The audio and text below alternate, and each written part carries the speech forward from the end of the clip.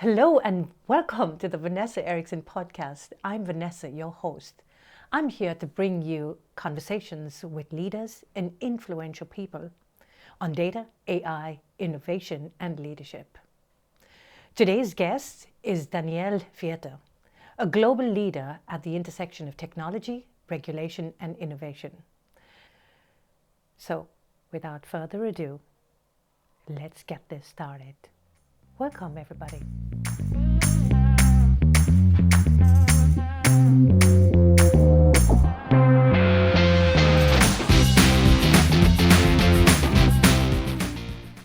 Welcome, Danielle. Thank you. It's so cool to have you. Yeah, it's really cool to be here. Do you mind introducing yourself to our guest? Yeah, I'm Danielle Fieter and I am currently living in Gothenburg. Lots of rain and wind, also stopped there, I heard. And I have, I think, an interesting background to discuss with you about. We have, I had done a lot of things, and I'm the Chief Privacy Officer in Volvo Group. Before that, I worked in Eriksson, so big global Swedish players. Yeah. And I worked for lots of different industries, energy, telco, and railway. And railway, Yes. So that would be nice to talk about. I've lots of experience with leading small teams, big teams, and different cultures. That's also always interesting. And that's what I want to pick up on first, because like you say, big industries, real giants in the industry, which is fantastic. And then it's the telecom, it's the energy also. Vattenfall. Yes. Yes. The railways. I think that must be so cool, because you're Dutch. Yes. You're Dutch and living with the Swedes. It's a complete different culture. What have you learned and how have you transitioned in your journey? Yes. And I think cultural differences between countries are interesting and extremely important to recognize that there are differences. We are not the same. We have different backgrounds and come from different environments. But when you look at the culture in the companies, there are lots of commonalities in the companies. So when it comes to, for example, then the areas I work with, like regulation and compliance, you see that there is a lot of focus, of course, in the real world company on security. And when it comes to telco operations, safety of the data, so there are lots of similarities in these companies as well, with the cultural differences. But if you look then at how to manage that, it's looking at principles, frameworks. They are the same everywhere. So that is how to navigate in a cultural different global landscape. But let's dig a little more on the Dutch aspect. Yeah. Because I know that the Dutch are pretty outspoken. They are quite direct. They are pretty outspoken. It's now and then still I just have things on top of mind and it just comes out like that. And you need to be aware of that. Yeah. Sometimes it goes wrong. Then you just pop up something, and I thought, "Oops, that was too Dutch, too direct." And you need to be aware that there are other cultures that don't respect or don't.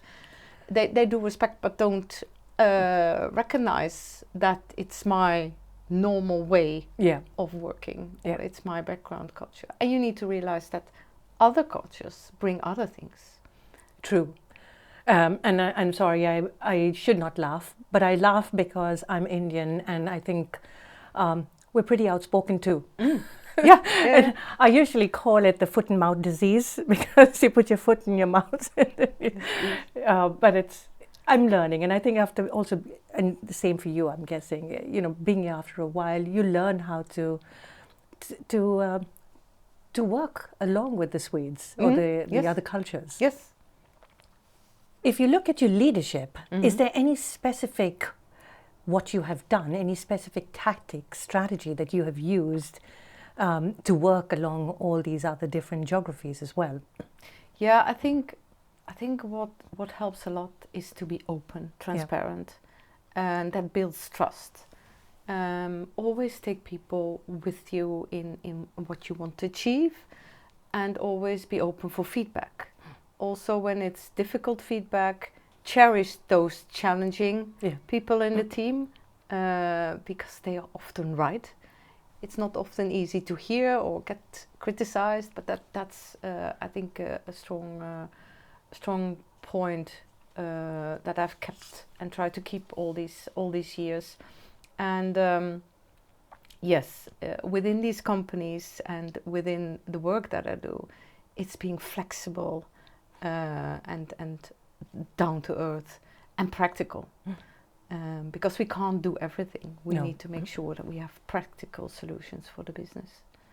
So transparency, trust would be the one that has been constant for you? Exactly. Transparency, trust, and that comes with a lot of communication. Yes. Yes. True that. Yes. I want to go back to your thesis because coming from fintech as well, you know, the chip on bank cards is what triggered your interest in tech and in tech and regulations. Could you walk us through that? You know, what exactly was it over there that got your interest? Yes, and it's so interesting. It's like going back to the future. Yeah. I was thinking about the movie again, and it was the beginning indeed of mid-90s when I studied, and the beginning of computers and internet. And these very old-fashioned regulations, you know, they used articles for burglary in houses to look at theft from a computer. It doesn't match. So regulation was behind, and I thought it fascinating for these new technologies that bring innovation, that there is that you can just do whatever you want. There was nothing there in place. So I studied the legal aspects of the chip on your bank card. And there was a cooperation with the legal university and the tech university. And there I understood that, okay, I'm not a pure legal person. I like the tech as well. And I like to discuss with them on the other side, the tech girls and guys, on how does it work, and let them explain, and then let me explain the regulations to them. So there it sparked. That is really nice. Yeah.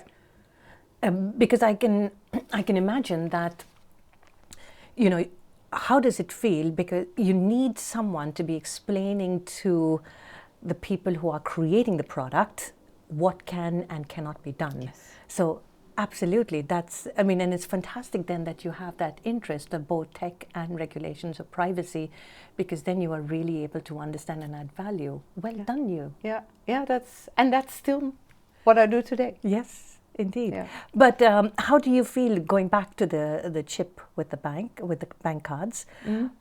Have you followed that trend, or have you followed the industry? How has it moved since? Extremely fast. Yeah. You know, it's amazing. Everyone's paying with their phone nowadays. So Indeed. with your watch. So this chip, it's a long time ago, and it goes so fast. And regulation even goes slower than back then in development. So it's I've been following it, and of course now with the AI coming in, that is an extra dimension.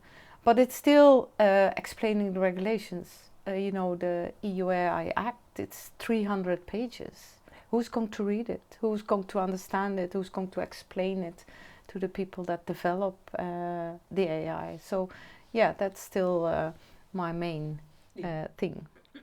What did you say, 300 and? I don't know. It's I don't know exactly, but if you print it, it's more than 300 pages. Yes. Yeah, it's a lot. Yeah. And it's pre-articles, and then you have the articles, and you have the annexes, and now we get the guidance and the codes, and a lot to digest, to read, to understand.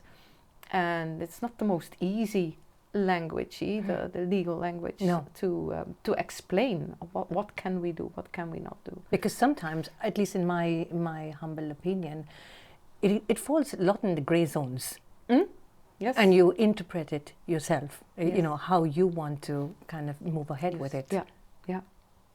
And that is correct. There is no really black and white advice coming from the act. It's risk based, so you need to understand what is the context I'm working in, understand from the engineers how are things protected, what types of data are you using, where it's coming from, and then identify and assess from there. Okay, what level of risk are we here? Yeah. What level of risk are we able or want to accept as a function, as a company, as a society? So that is, the current day-to-day activity. I want to talk about what you said, the regulations lagging behind, because it is, and you know, what in your perspective is the biggest consequences of the regulations lagging behind? The biggest consequences of the and it's not that it's now that the regulations are behind. It was back then when I studied as well, and it was in late 1800s when the first photograph came. There was also no regulations. So that's a common thing. But do you feel that it, when you say now, not now, do you think that it has changed? Do you feel that we are better? No, I don't think. I think it's still behind. I mean, we're probably better. Excuse me. We're probably better than what it used to be. Yeah, maybe we produce hope so, at least. more regulations. Yeah. Maybe it's even too much that's being produced. You know, if you focus on some very important topics, then it might be better and faster. But you asked on the risk that come with the fact that the regulation lags behind. Yes. And that is, of course, that everyone just start developing with in-baked risks when we talk AI, with bias in it and ethical consequences that not been taken care of, that you don't have any guardrails to navigate in. So I think that is one of the risks. And how could we design regulatory frameworks that are both clear and agile enough to support the emerging tech without, you know, completely suffocating it? And I think, and we talk about that, I love principles. I think that is something also working in a global company. You see differences in approach on tech, China, EU, US, but they all have their common principles. And I think if you take that as a baseline first, and work from there with your company values and your principles, and then develop, and then the regulation comes with it. And then you see that already a lot is in place, that you don't need to take that extra mile to catch up with regulations, because you have it already embedded in your day-to-day activities. Another thing that I see is you would like to have clarity in the regulation and not this vague concepts as you talk about. How critical is it that clarity exists when you're trying to, you know, especially for the teams that are working with the products? We touched on it briefly earlier. Because, I mean, it's the enthusiasm you have that helps to understand, you know, both the tech aspect and then the privacy. But that clarity, how important is it? It's extremely important, because right now you can't depend only on lawyers to understand the EU AI Act. Everyone needs to be able to read it, to understand it, or at least to have a knowledge about the basic concepts. And it's the technical people, the engineers, they need to understand what can I not do, but also the users, you know, like my mom using her phone, she needs to understand what's happening here, what are my rights, and what can I do. and you don't achieve clarity maybe with 300 pages of very difficult legal language, which is kind of grey. Yeah. So I think there is a lot to gain, to give clarity to these different groups of like users, developers of new technology and innovation. Yeah. I absolutely agree to that, because I think sometimes it's so difficult to know exactly what is okay. Yes. Yeah. Yes. AI is everywhere today, as you've rightly pointed out. And there is so much potential to revolutionize the industries. But with that comes a lot of ethical power as well, or Yes. Complexity. We talked about the risk briefly, but what would happen if we're not guided by ethical standards and frameworks? Because you that are working with it on a daily basis, I'm guessing it's right in your face, where for somebody else you just see the potential and let's just go with it. Yes. And in my previous roles, the privacy of the legal department was always, you don't want to really talk to them because, they're going to tell us something that we can't do. But I think that your role is so critical, especially today. So what are the biggest risks if we are not guiding organizations with this very ethical and needed standards? Yeah, I think you point out rightfully. So it's powerful new technologies in a way where we need to have some ethical guardrails on. And touching about bias, there's a lot of bias against lawyers, against compliance. It takes a long time. True. They are no-sayers. They always come with these huge amounts of assessments and these tick boxes. And you feel like it's just going to take us so much longer. And take us so much longer. Yeah. We just want to start, and we want to start yesterday. Yes. Can you just approve of this? Yes. Exactly. Yes. And then, but also the other side, like the lawyers, the compliance officers, they are biased as well, because they think, okay, they want to start so quick. There must be something wrong here. They are not able to explain everything. But where's the data coming from? They are not giving all the answers to the questions. And the contracts, who knows where the contracts are? No one knows where the contract. So there's a lot of things that already triggers this compliance officer, legal officer, like, this is not good from start. So there's a lot of bias from one side to the other side and back and forth. And I think that's a start to get rid of, understand, listen, communicate, ask questions, and be open. And, everyone's there to help and has the same goal, that should be the baseline. I think we forget that, Danielle. We forget that everybody's on the same journey. We're going towards the same goal. Yes. And then we form these little silos in the organization. And, you guys are just wasting our time and you're taking so long. And Yeah. Why are they even there? Why do we need them? You can proceed without.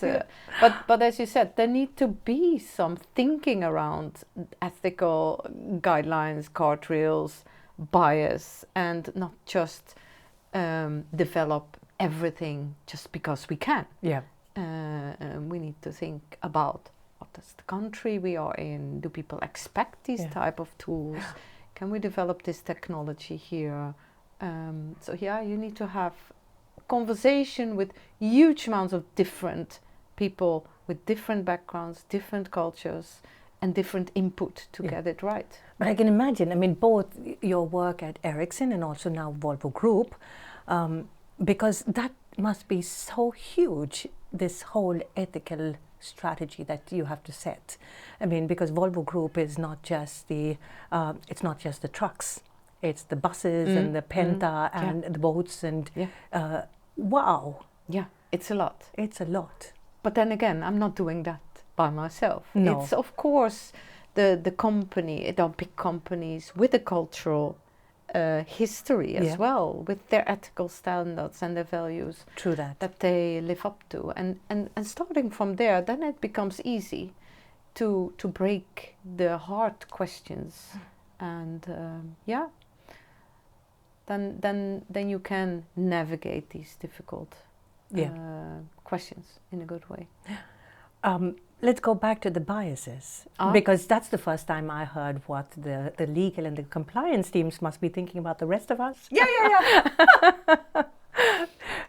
So, I mean, clearly there's biases not only in the AI algorithms, but also in our organizations. Yes. How do you think, what would your first take be on if we need to squash this, we need to kill this, the biases? What would your take be on that? Where should we go? Where should we go? How Communicate. Look each other in the eye. Accept we have different opinions. You can also always agree to disagree, as long as you accept that everyone has their role to play in an organization. And the lawyers and compliance officers, they get paid to give advice, but they also get paid to reach the goal. And it's the other way around as well. So a respect for each other's views, and listen, and take that extra day to do the check without wanting to launch yesterday or have a decision yesterday. It's worth it to have the discussion. I think it only gets better. The product gets better, and the decisions get better. If we talk about AI governance, it's clearly a hot topic these days. But it's very easy to get, lost in the buzzwords and in promises. From your experience working with tech and law and business, what would effective AI governance look like to you? Yeah, I think getting rid of the buzzwords is the first thing, and then have clear roles and responsibilities. Every function has the dedicated role in the total. Silo working doesn't work well with the current pace of developments. So that is very important to have in place. So cross-silo working, cross-functional working, cross-cultural working. And that is, I think, for big companies, the biggest challenge, that there is a change needed to get good governance in place, because it's so diverse, and you need to have some diverse input from everywhere to get it right. Yes. Yeah, I mean, I hear what you're saying, Danielle, but I really see the challenge in getting these big organizations to, break the silos, work together. Is there any quick fix or remedy that you have, tested out in all the companies that you have, the big ones that you have worked with? I think communication, and also just go outside of the common structures as well. Have these informal talks with people to make sure that the message is broadcasted over and over again. We have values, we have principles. That's the easy start. What are our main principles? What's most important? Look at the high risks. Don't do everything, because it's not possible. Don't start with the easy things, because that's easy. Start with the difficult ones. And if you make sure that you can manage those, then everything else becomes easy. That's a good one. Because you always go with the low-hanging fruits, and the low-hanging fruits are the easy ones. Yes, but then the high-risk ones, after 10 years, they are still there. No one took care of those. That's a big GDPR learning, actually, I have. The high-risk ones, they are too difficult. Let's just start with the nitty-gritty stuff and do everything there. But the high-risk processes, they are difficult. Then you need to make decisions, you need to have risk acceptance, you need to move outside of the processes and see what you need to do. Maybe invest to take care of the risks. Yeah. Yes. That's also always a difficult one. Yeah. So yeah, but if you start there, then the rest. Yeah, and that's making me think a lot here now because that was not easy. Because yes, as soon as you say, "Oh, we got to invest," because I absolutely buy that. That maybe you need to invest to mitigate the risk.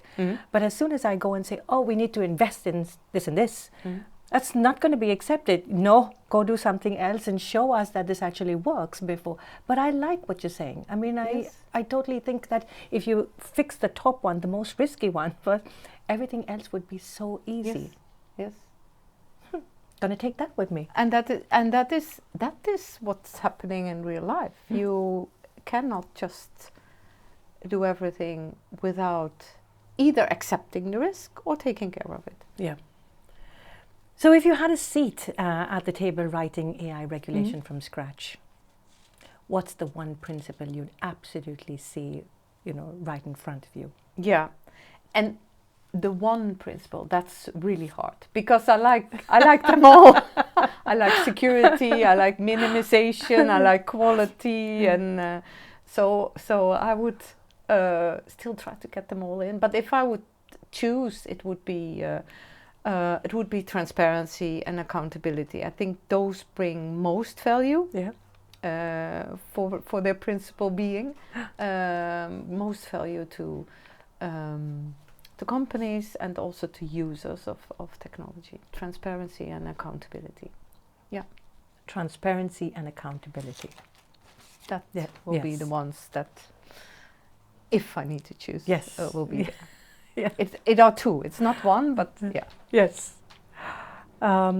You've led teams through complex, high-stake environments from legal and safety at the Dutch railways. Yes. To where you are today, leading privacy at Volvo Group. With all the advances in AI and digital technology, what does effective leadership look like to you? Yeah, and I think the AI doesn't really change the way leadership changes. People have new tools. Yeah. Teams have new tools. But I think leadership as such, people don't change that much, and leadership as such stays the same. So if you have a great diverse team, I'm very fond of diverse team, different cultural backgrounds, different ages, people that are vocal, people that are listeners, then it challenges your leadership style. You can make things easier for yourself, but I think it's better to have a very different team. Yes. Which comes then with a lot of communication, a lot of listening, a lot of feedback to be accepted and to be handled. But that is, I think, the thing that is common, and that's still the same where I'm now. I think I go back to what you said about work, fun, because those diverse teams also bring a lot of fun. Yes. It might bring some challenges, but a lot of fun too. Yes. And I mean, you said about trust and accountability, transparency and accountability. Yes. Is that also how we can avoid the pitfalls of micromanagement? Because I saw that that's something also you don't like to do. No, I don't. I think if you have a team and you have experts, then they know. Don't challenge every single advice that the team gives you. So the experts know what they talk about and accept it, and don't micromanage on the low hanging fruits, but take the high risk ones. Again, it's a bit the same. The same. Yeah. Could you share an example where that approach, where trusting made a real difference to your work? The transparency, the accountability, the way that you manage your teams. Is there any experience that you could share with us? I think the railway is the one environment where that became most visible, because there really got new areas to look at, like safety, environmental regulations, and I didn't have a background in those areas at all. And then you have a team with knowledgeable people, and you can start doing like, okay, I know everything, but I didn't know anything. You are totally dependent on your team.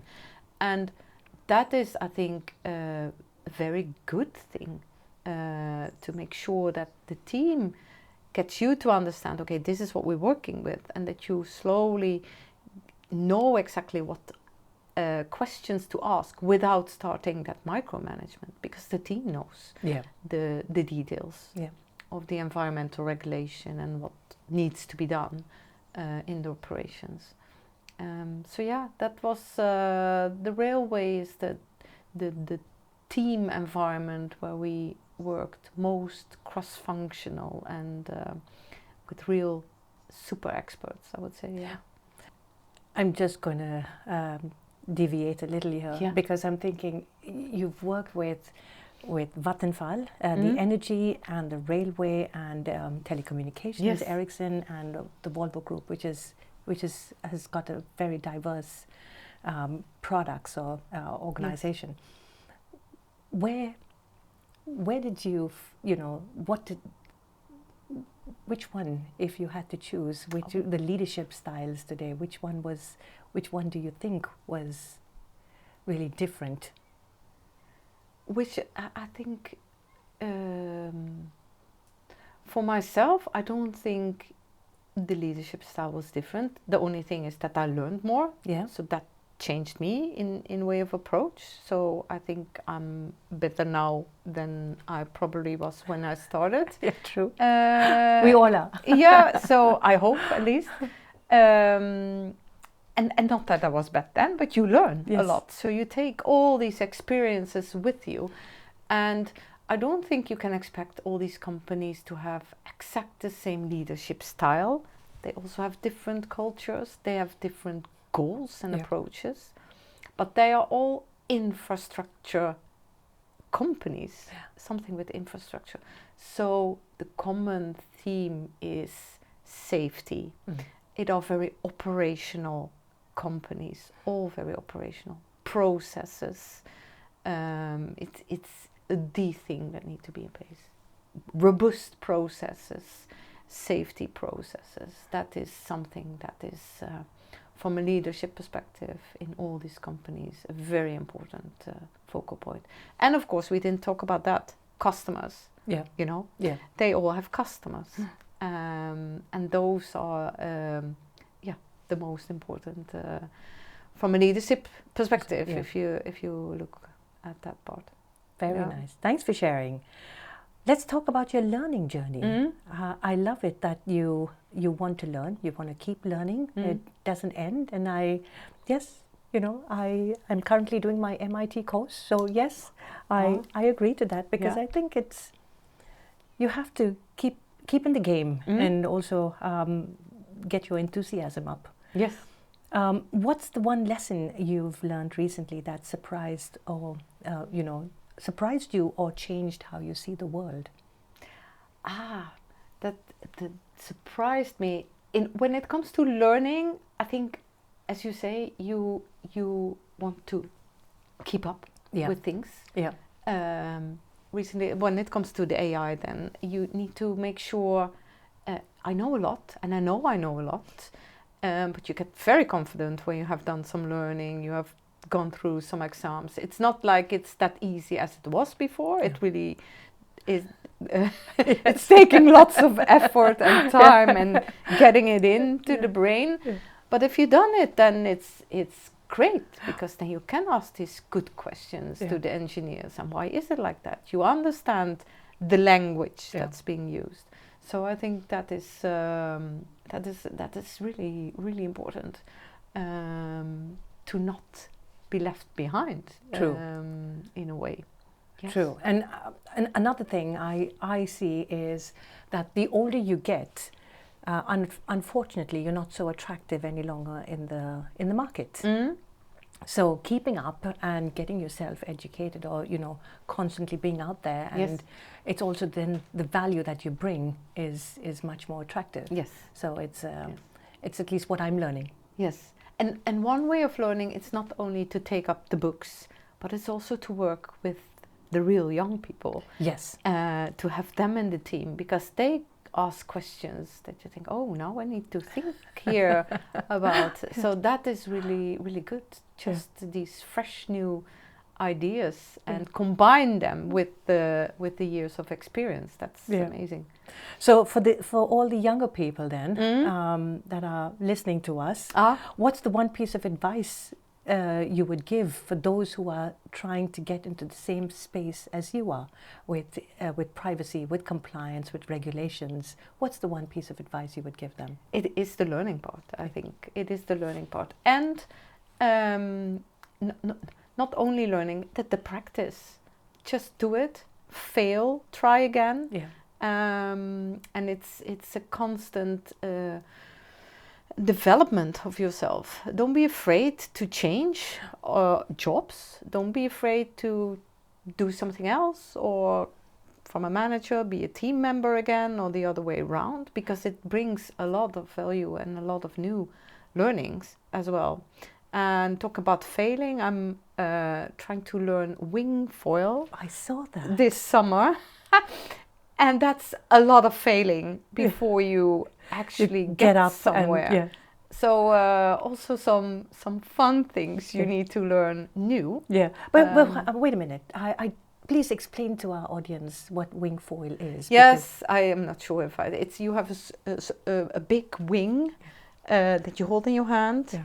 Like a sail. Like a sail, yeah. And you stand on a board, like a small surfboard. Yeah. And then the intention is in the end that you fly with the foil, which is under the board, on the water. Wow. I haven't reached that part yet. I'm just on standing and holding the wing. And the more wind, the easier it is, they say, but I have not discovered that yet. So it's perseverance. That's also for the advice for the younger ones. Yes. Don't be afraid to fail. Perseverance. Start over if it doesn't work, and yeah. Thank you, Danielle. It was so much fun to have you on the show. I hope you enjoyed the show as much as I did. If you haven't subscribed already, please do. Thanks for watching. See you next time. Bye for now.